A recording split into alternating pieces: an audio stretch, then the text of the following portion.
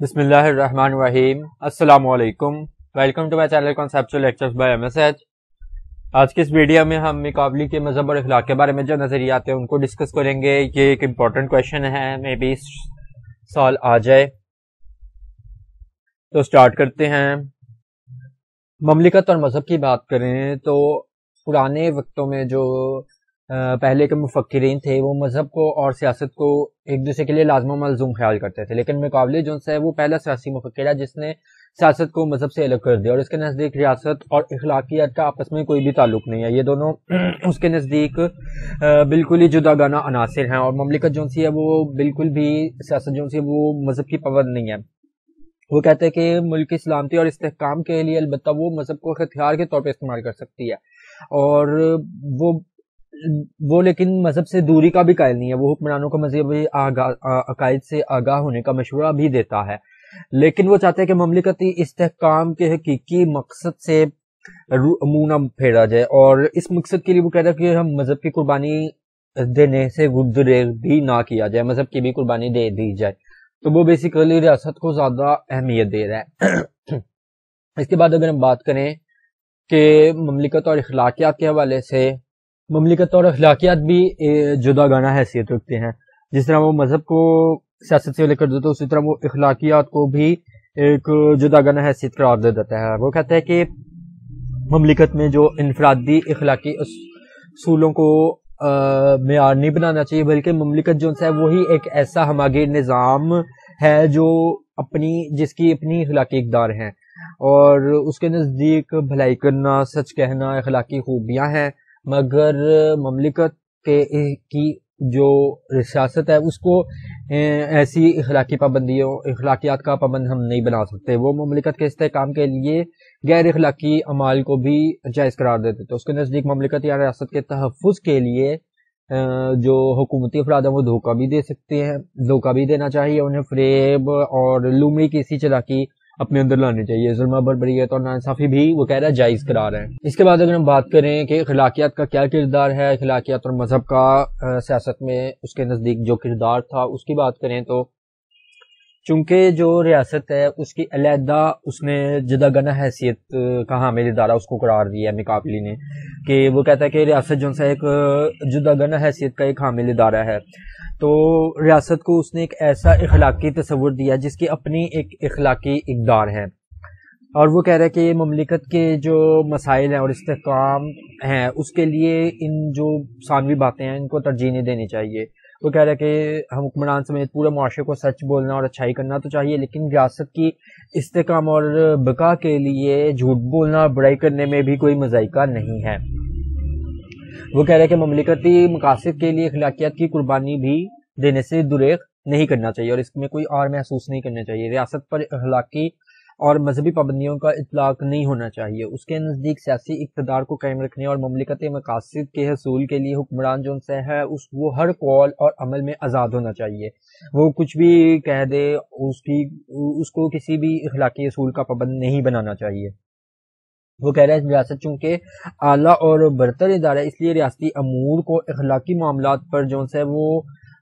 ترجیح دیتا ہے۔ وہ کہتے ہیں کہ وہ جس طرح اپنے کتاب جو ہے دی پرنس اس کے 18ویں باب میں وہ کہہ رہا ہے کہ حکمران کو شیر اور لومڑی کی صفات رکھنی چاہیے۔ وہ اپنے اندر شیر اور لومڑی کی صفات رکھے اور اصلی مقصد کو اپنے خفیہ رکھے۔ بیسیکلی وہ یہ کہہ رہا ہے کہ جب جنگ کے میدان ہو تو اپنے اندر شیر کی صفات پیدا کرنی چاہیے، مطلب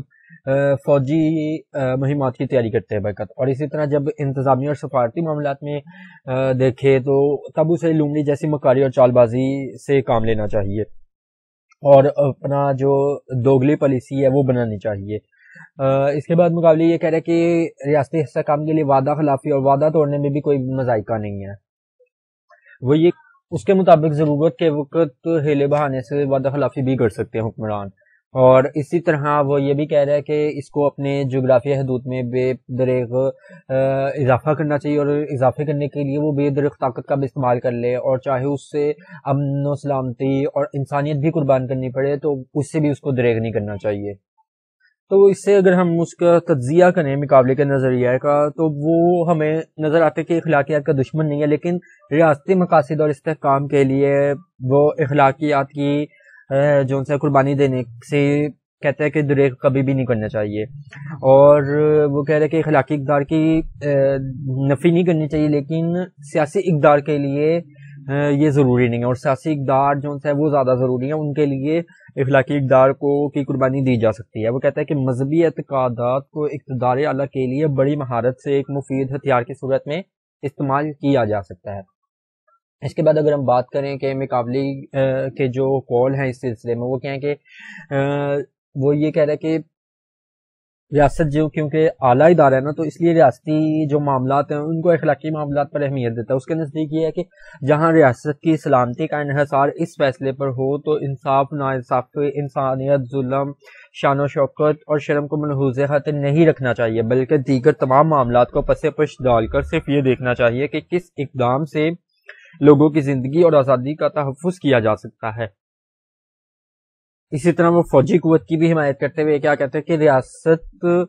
ریاستیں جو سی ہیں خواہ نئی ہوں یا قدیم، صرف اچھے قوانین اور اچھے ہتھیار ہی ان کی اصل بنیادیں ہیں، اور بیسیکلی وہ جو ہے مقابلی وہ انسانوں کی قسمت کے عمل دخل پر بھی یقین رکھتا ہے۔ وہ اس کے بارے میں جو اس کی کتاب دی پرنس کے 25ویں باب میں جو اس نے لکھا ہے وہ یہ لکھا ہے کہ میں خیال کرتا ہوں کہ یہ حقیقت ہوگی کہ قسمت ہمارے نصف اعمال پر حکمرانی کرتی ہے، مگر بقیہ نصف ہمارے اختیار میں ہوتے ہیں۔ مطلب اس کے نزدیک قسمت ایک دریا کی طرح ہے جو اکثر سیلاب کی صورت میں کناروں سے باہر نکل کر آدمیوں کی محنت پر پانی پھیر دیتی ہے، لیکن آدھا وہ کہہ رہا ہے کہ آدھی نصف ہمارے اختیار میں ہوتے ہیں جو کہ ہم محنت کے ذریعے کر سکتے ہیں۔ اس کے بعد اگر ہم مذہب اور اخلاقی علیحدگی کی بات کریں تو مذہب اور ریاست میں بیسیکلی مقابلی کے نزدیک کوئی فرق نہیں تھا، لیکن مقابلی نے کیا کہا ہے کہ مقابلی نے یہ کہا ہے کہ مذہب اور ریاست الگ الگ چیزیں ہیں، اور وہ ان سیاست سے مذہب کو علیحدہ کر دیتا ہے۔ پرانے زمانے میں پرانے دور میں کیا تھا کہ مذہب اور ریاست میں کوئی فرق نہیں سمجھا جاتا تھا، جیسے افلاطون، ارسطو کے مطابق ان کی روایات کے مطابق مذہب اور اخلاقیات کی چھاپ جو سی ہے وہ سیاست یا ریاست پر ہوتی تھی، اور یہ تصور پہلے ملتا تھا ہمیں کہ انسان کی حقیقی مسرت اسی میں ہے کہ وہ ریاست کے فرائض کی ادائیگی میں تغافل کا مظاہرہ نہ کرے، اور یہ فلسفہ بھی موجود تھا کہ ریاست کا اخلاقی مقصد ہوتا ہے، مگر مقابلی نے جو روایتی نقطہ نظر سے ہٹ کے اس نے ایک ڈیفرنٹ ہمیں نظریہ دیا ہے کہ ریاست کا اخلاقی مقصد بالکل ہی اس نے نظر انداز کر دیا ہے۔ وہ کہہ رہا ہے کہ ریاست کا مقصد جو ہے وہ اخلاقی نہیں ہے، وہ اس کا زاویہ نظر یہ تھا کہ ریاست جو ہے مقصد کا ذریعہ یا وسیلہ نہیں ہے بلکہ خود ایک مقصد ہے۔ اس طرح مقابلی نے سیاست کو اخلاقیات اور مذہب سے جدا کر کے سیکولرزم کا تصور ہمیں دیا ہے۔ اس کی اگر ہم بات کریں کہ اخلاقیات اور مذہب کو سیاست سے علیحدگی کی جو وجوہات ہیں ان کی بات کریں تو نمبر 1 پہ ہے کہ مذہب کی پابندی سے مقابلی کے نزدیک مذہب کی پابندی کرنے سے سیاسی قوت میں کمی آنے لگ جاتی ہے، سیاسی قوت جو ہے وہ کم ہو جاتی ہے، اور اس کے نزدیک سیاسی طاقت ہی اصل چیز ہوتی ہے۔ اس لیے حکمران طبقے کو روحانیت اور مذہبی معاملات سے قطع تعلق کر لینا چاہیے تاکہ جو ہے وہ اس کی سیاسی قوت میں کمی نہ آئے۔ اور اس نے بیسیکلی رومیوں اور عہد وسطیٰ کے مفکرین کے برعکس لکھا ہے کہ سیاسیات جو ہے ایک غیر مذہبی اور لادینی تصور اس نے قرار دیا ہے، اور سیاسی اقتدار کو قائم رکھنے کے لیے حکمران کے لیے یہ جائز قرار دے دیا ہے کہ وہ غیر مذہبی تصور کو اپنائیں۔ اسی طرح اگر ہم بات کریں کہ جو مقابلی جو تھا وہ اٹلی میں جمہوریت کی نشوونما اور ترقی کا خواہاں تھا، لیکن یورپ میں جیسے ہم پڑھ چکے ہیں کہ اٹلی میں جو میڈیچی خاندان جو ہے وہ اقتدار میں آ گیا تھا، اور دوبارہ اٹلی میں جو ہے بادشاہت قائم ہو گئی تھی، تو جو ہے اس وجہ سے اس کو انہوں نے پھر جیل میں ڈال دیا تھا، اور اس کی جو ہے اس کو قید و بند کی صوبتیں جھیلنا پڑی تھی۔ تو قید کے دوران اس کے ذہن میں یہ خیال آتا تھا کہ کیوں نہ مذہب کو سیاست سے دور ہی رکھ دیا جائے، تو یہ بہتر ہے، ورنہ سیاست کا نظام صحیح طریقے سے نہیں چل سکتا ہے۔ اس کے بعد اس کی ایک اور وجہ یہ ہے کہ میکاولی کا یہ موقف تھا کہ ریاست کے مفاد جو سے ہیں وہ انسانوں کے انفرادی مفادات سے الگ ہوتے ہیں، مختلف ہوتے ہیں، اور انفرادی مفادات جو سے ہیں وہ کبھی کبھار جو سے ہیں ریاست کا اخلاقی معیار نہیں بنا سکتے۔ انفرادی اخلاقی معیار سے ہم ریاست کا اخلاقی معیار نہیں بنایا جا سکتا، اس لیے عوام جو سے ہے عوامی مفاد جو سے کسی فرد کے مفاد سے اہم ہوتا ہے، اس لیے یہ فرد اپنے لیے کام کرتا ہے مگر ریاست جو ہے وہ سب کے لیے کام کرتی ہے۔ اس کے بعد جو یہ ریزن تھا کہ اس کے نزدیک ریاست کے حکمران اور ریاست کے شہریوں کے لیے الگ الگ اس نے ضابطۂ اخلاق بنایا تھا۔ وہ یہ کہہ رہا تھا کہ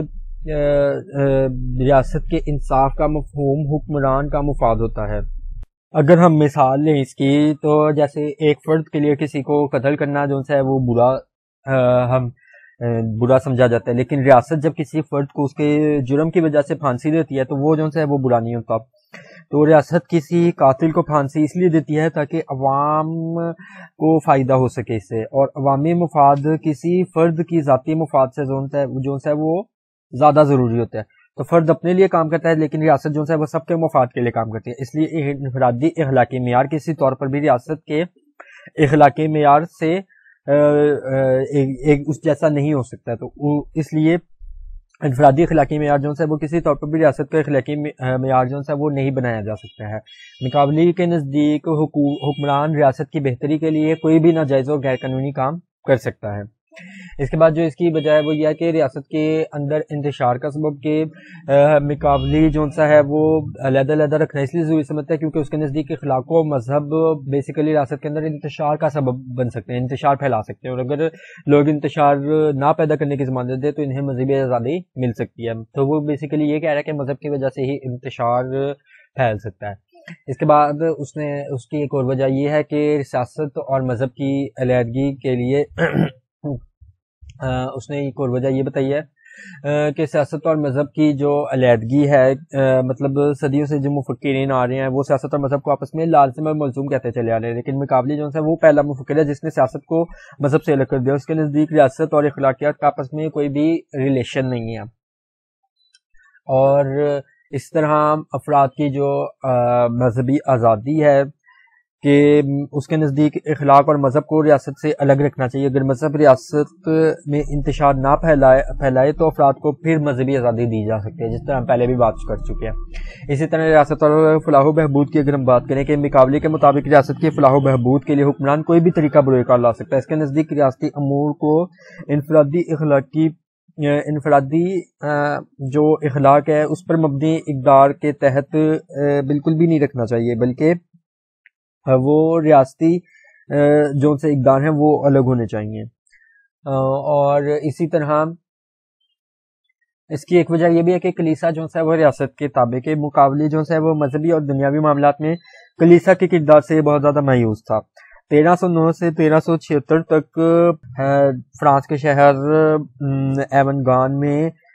پاپ جو ہے وہ رہا تھا، اس سے ایک سکینڈل جنم لے لیا تھا، اور لوگوں کے نزدیک صرف روم ہی پاپ کی رہائش گاہ تھا، لیکن 1378 میں بیک وقت 2